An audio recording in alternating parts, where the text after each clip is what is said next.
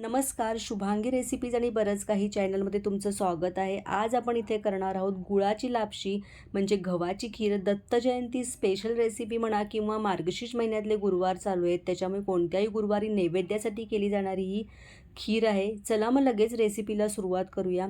त्यासाठी इथे कुकर मी गरम करत ठेवलेला आहे आणि त्यामध्ये 2 चमचे खसखस घातलेली आहे. खसखस आपल्याला हलकीशी ही कोरडीच अशी भाजून घ्यायची आहे. हलकासा तांबूस याचा कलर झाला सोनेरी असा तर ही खसखस काढून घ्यायची. या प्रकारे इथं मी 1 ते 1 मिनटं मी इथे खसखस भाजून घेतलेली आहे आणि छान सोनेरी असा कलर आलेला आहे.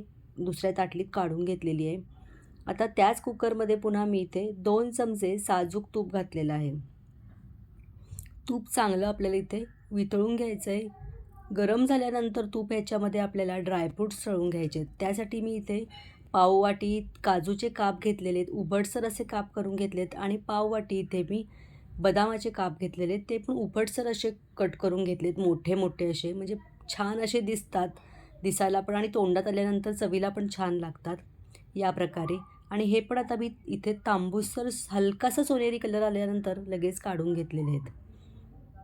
आपलं तूप इथे छान गरम झालेलं आहे, त्याच्यामुळे हे बदाम आणि काजू छान सोनेरी असे झालेले आहेत. दुसऱ्या एका डिशमध्ये काढून घेतलेले आहेत.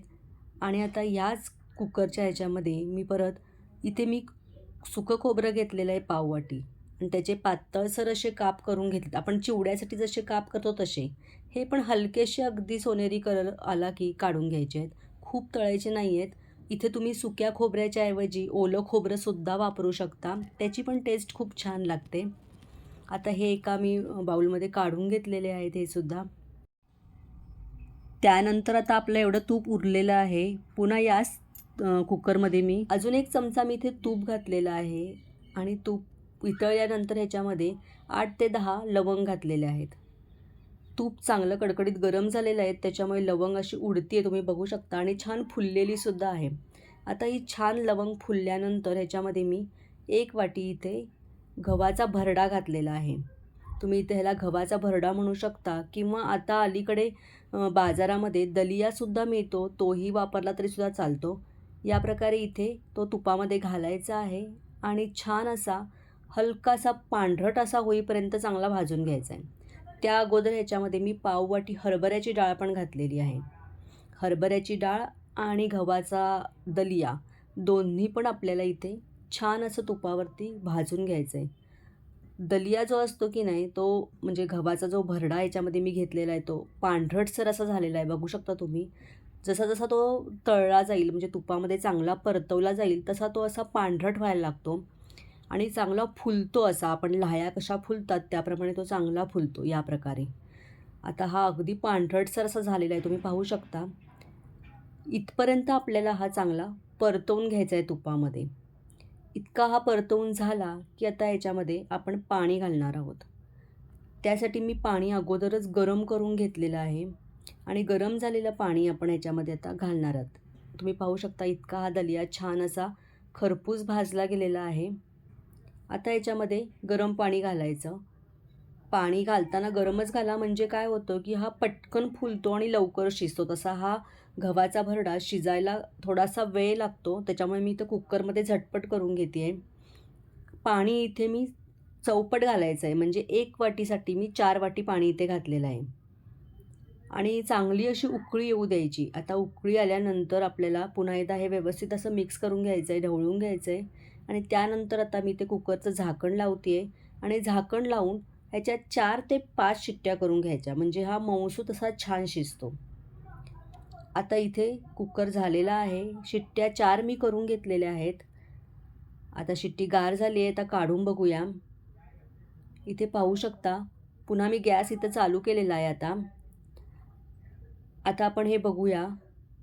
तुम्ही पाहू शकता अगदी मस्त असा हा झालेला आहे, चांगला फुललेला आहे आणि ह्याच्यातली हरभऱ्याची डाळ किंवा हा गव्हाचा भरडा जो आहे तो अगदी मऊसूत असा शिजलेला सुद्धा आहे, कारण 4 ते 5 शिट्ट्यामध्ये अगदी मऊ छान असा होतो. मी इथं 4च शिट्ट्या करून घेतलेल्या आहेत. त्यानंतर ह्याच्यामध्ये 1 वाटी मी गूळ घेतलेला आहे. गूळ चांगला खिसून घ्यायचा आहे आपल्याला, खडे घ्यायचे नाहीत, नाही तर म्हणजे तो विरघळायला फार वेळ लागतो. या प्रकारे मी गूळ खिसून घेतलेला आहे. 1 वाटी गव्हाच्या भरड्यासाठी 1 वाटी मी इथे गूळ घेतलेला आहे आणि दोन्ही आता व्यवस्थित मिक्स करून घ्यायचं आहे. आत्ता आपल्याला ही लापशी अशी घट्टसर वाटते की नाही. आता गूळ जसा घालेल आणि उकळायला लागेल तसं ती अगदी पातळसर परत होते. तुम्ही पाहू शकता इथे गूळ आता व्यवस्थित अगदी विरघळलेला आहे. गूळ विरघळल्यानंतर ह्याचा तुम्ही बघू शकता कलर पण चेंज झालेला आहे आणि ही पुन्हा पातळ अशी झालेली आहे. आता ह्याच्यामध्ये आपण भाजलेली जी खसखस होती ती घालायची आहे. त्यानंतर खोबऱ्याचे काप आपण तळून ठेवलेले होते तुपामध्ये ते घालायचे आहेत. त्यानंतर ड्रायफ्रूट्स इथे घालायचे आहेत. थोडे ड्रायफ्रूट्स मी गार्निशिंगसाठी बाजूला काढून ठेवलेत आणि उरलेले सगळे ह्याच्यामध्ये घालते आहे. आता त्यानंतर हे मिक्स करून घ्यायचं आहे व्यवस्थित अगदी.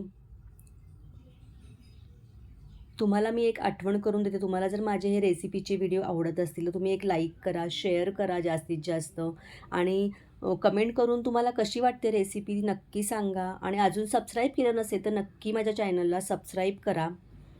त्यानंतर ह्याच्यामध्ये अर्धा चमचा मी वेलची पावडर घातलेली आहे आणि आता इथे मी जायफळ घेतलेलं आहे आणि खिसणीवरती मी खिसून एक पाव चमचा होईल एवढं जायफळ मी खिसून घातलेलं आहे. गुळाचे जे पदार्थ असतात ना त्याच्यामध्ये जायफळ आवर्जून घाला, टेस्ट खूप छान येते, करून बघा. त्यानंतर आता आपल्याला हे वेलची पावडर आणि जायफळ व्यवस्थित असं मिक्स करून घ्यायचं आहे. तुम्हाला ही लापशी आत्ता जरी थोडी पातळ वाटत असेल तरी नंतर ती जशी थंड होईल नाही का तशी तशी ती घट्ट घट्ट होत जाते. आपण ह्याच्यामध्ये आता दूध घालणार आहोत. तुम्ही आत्ताही याच्यामध्ये दूध घालू शकता किंवा पूर्णपणे ही लापशी या प्रकारे करून ठेवायची आणि जशी आवश्यकता वाटेल त्याप्रमाणे दूध घालून तुम्ही वाटीमध्ये म्हणजे ताटामध्ये घेताना वाटीमध्ये सर्व करताना सुद्धा त्याच्यात जशी पाहिजे तसं दूध घालू शकता. इथं मी उकळवतानाच 1 कप इथं दूध घातलेलं आहे. दूध घालून ही पुन्हा मी उकळून घेणार 2 ते 3 मिनटासाठी. त्यामुळे ही झटपट अशी तयार होते कारण आता ही आम्ही सगळी लगेचच सर्व करणार आहोत. त्यामुळे मी लगेच ह्या सगळ्या ह्याच्यामध्ये दूध घातलेलं आहे. झटपट आपली इथं गुळाची लापशी किंवा गव्हाची खीर तयार झालेली आहे. अप्रतिम लागते आणि मुख्य म्हणजे अतिशय पौष्टिक अशी रेसिपी आहे. हिवाळ्यामध्ये आवर्जून केली जाते आणि कुठल्याही नैवेद्याच्या थाळीसाठी ही गोडाचा पदार्थ हा केला जातो. त्यामुळे दत्तजयंती स्पेशल तुम्ही करा किंवा मार्गशीर्ष महिन्यातला गुरुवार आहे म्हणून नैवेद्यासाठी करा किंवा कोणत्याही नैवेद्यासाठी ही झटपट होणारी अशी रेसिपी आहे. त्याच्यामुळे मी कुकरमध्ये दाखवली त्याच्यामुळे ती अजून लवकर अशी झालेली आहे. मस्त अगदी होते. वरतून गार्निशिंगसाठी ड्रायफ्रूट इथे घातलेले आहेत. करून बघा रेसिपी, कशी वाटली नक्की कमेंट करून सांगा मला. कर्नाटकामध्ये जास्त करून नैवेद्यासाठी ही लापशी केली जाते आणि याला गव्हाची हुग्गी असं म्हणतात. वरतून साजूक तूप घालायचं आहे. चवीला अप्रतिम लागते आणि अतिशय पौष्टिक अशी रेसिपी आहे. पुन्हा भेटूया अशा स्वादिष्ट रेसिपीबरोबर. तोपर्यंत धन्यवाद.